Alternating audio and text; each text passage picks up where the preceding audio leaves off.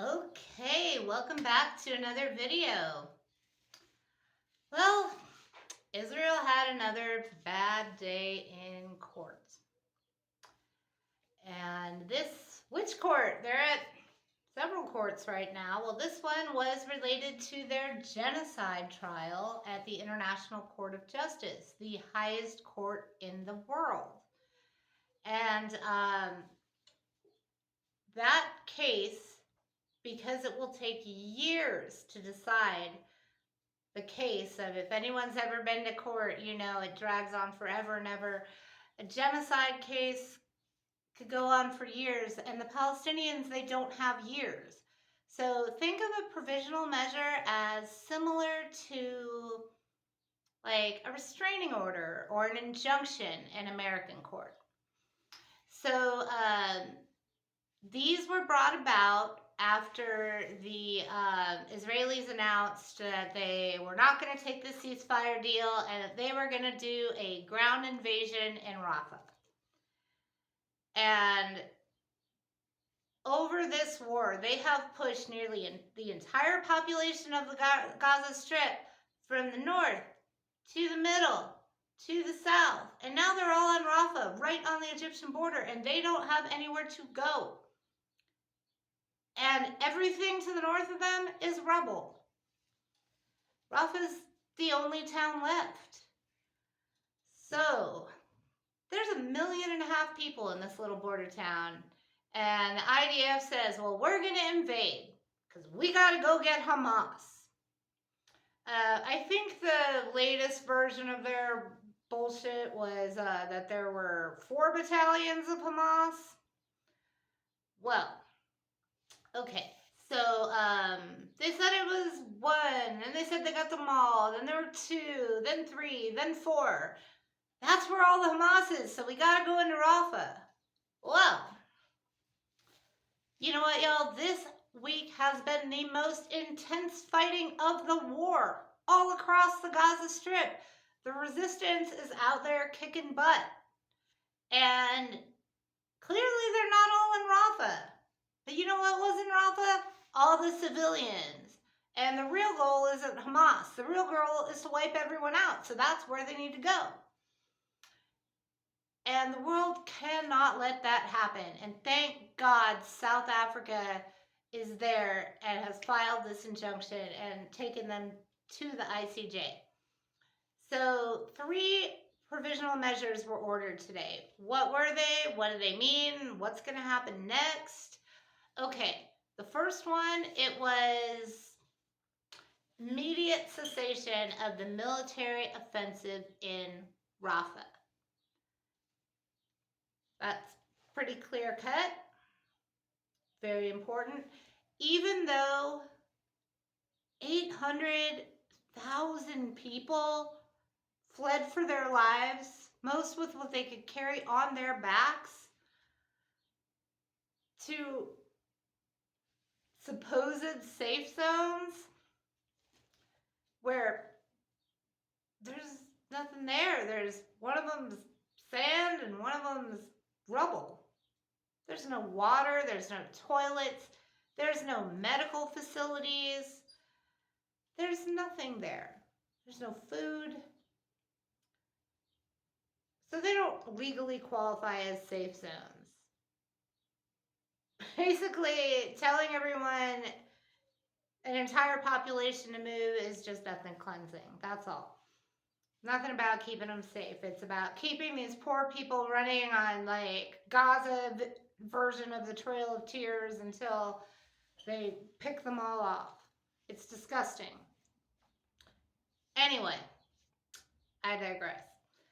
So what was number 2? Open the Rafah border crossing immediately for the unhindered allowance in basic services and aid.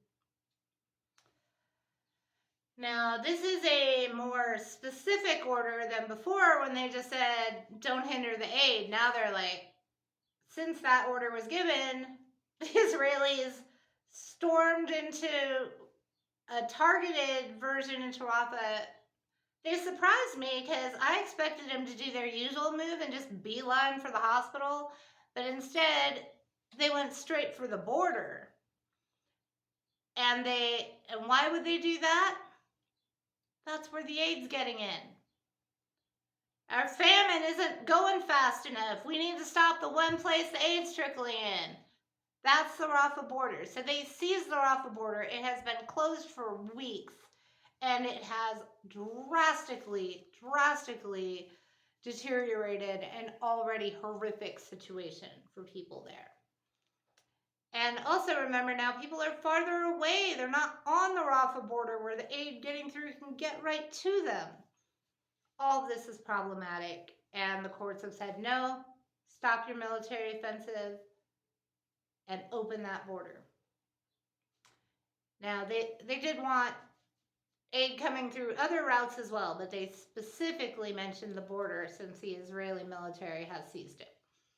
Now, the third measure that they ordered was to allow unhindered access for the people from any commission of inquiry, fact-finding mission, or other investigative body that has the mandate of the UN to go in and investigate the crime of genocide.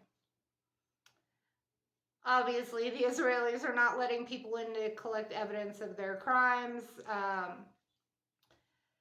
And the UN, has more and more stuff is just like blown to smithereens as there's nowhere for them to preserve bodies because they can't refrigerate morgues, and they blew up all the hospitals where the morgues were anyway.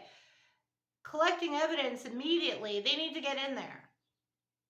So that was the court's next order.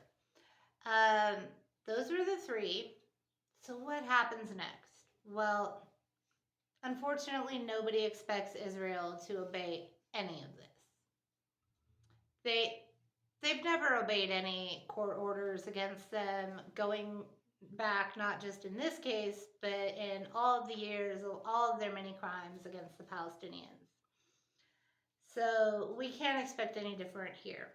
And they've said that they're going to ignore it. So, these provisional measures, they are legally binding, so that's important. But they don't have an enforcement mechanism at the ICJ. They count on the UN Security Council to enforce this stuff. And that's a problem. And guess what? The problem is us. Well, specifically, the problem is Biden. So Biden has veto power. The U.S., and there's actually 5 countries total that have veto power at the UN. That is a systemic problem and worthy of a whole separate video. But what you need to know is for the Security Council to get anything done, the U.S. would have to not veto it. And we have vetoed resolution after resolution after resolution. They finally got a ceasefire resolution passed when we abstained from voting. So that's kind of a big deal. But, so there are 3 things we could do. Biden could vote to enforce this stuff, and he could vote against it, or he could abstain.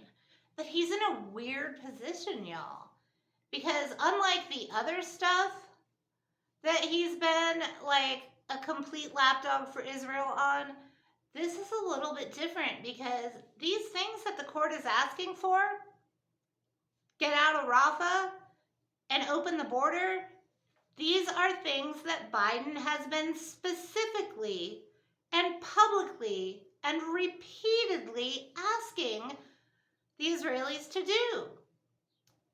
So he would look a total fool to then go to the UN Security Council and block that. The same thing he's been advocating for and saying is his position. Would he do it anyway to serve Israel? Yeah, I wouldn't put it past him. But it does make it a little trickier. And Biden is really feeling the heat with this being an election year and voters abandoning him in droves because he's doing a damn genocide. Okay. So it's possible that it could get through if the U.S. abstains. That's probably the best we can hope for. We'll have to see what happens. As of the time that I'm recording this, we don't have a reaction yet from the Israelis. They have called an emergency meeting of Netanyahu and all his top goons and some legal advisors. And they're going to get some legal advice before they say anything, which, you know, when Netanyahu is also on trial for war crimes is probably a good thing. So, they haven't said anything as of the time I'm recording this. I'm sure we'll hear from him soon. I'm sure he'll make some denouncements. Obviously, everybody's going to be anti-Semitic. All the usual crap that is just starting to get completely laughable. He's going to do it all. The other thing the Israelis did, which is far less laughable but unfortunately quite predictable, is as soon as this was announced, they started bombing Rafah harder. And this is something we consistently see as an Israeli tactic. Anytime anyone stands up to them, goes against them, does something they don't like, they take it out in Palestinian blood. And sadly, they're doing that this time as well. Now, while 800,000 people have evacuated Rafah, there are still about 250,000 people still there, including people that are dear to me. So it is quite concerning. And I wish I could say that they would get out of Rafah, but they won't.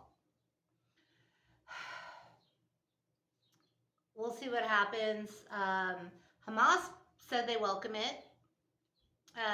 They just want to see it for everyone.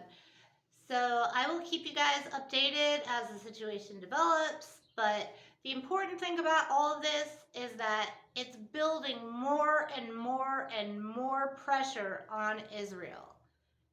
On October 7th, they had nearly universal sympathy and goodwill. And they've squandered all of that in 7 months. I have never seen any country just go in the toilet like this as quickly as the Israelis have. And you love to see it. The world is finally seeing the Israel that the Palestinians have been experiencing all along. All right, y'all, I will keep everyone abreast on the situation as further things develop. I'm also working on some videos about some of the history of this entire situation and specific aspects of what's happened, what it was like in Gaza before, why were people calling it a concentration camp, what was the siege, what's going on in the West Bank, a little bit about a lot of different topics. There's a lot to wrap your head around. It's all really, really interesting. And we are at a really important moment in history. And, you know, independent media is the way to get the truth out there. And I really hope that you will support me on this new venture. Please subscribe to my channel if you haven't already. Like the video, leave a comment. All of that helps tremendously to get a new channel off the ground and get you pushed up in the YouTube algorithm. Thank you so much for watching. Everybody take care. Sending you lots of love and free Palestine.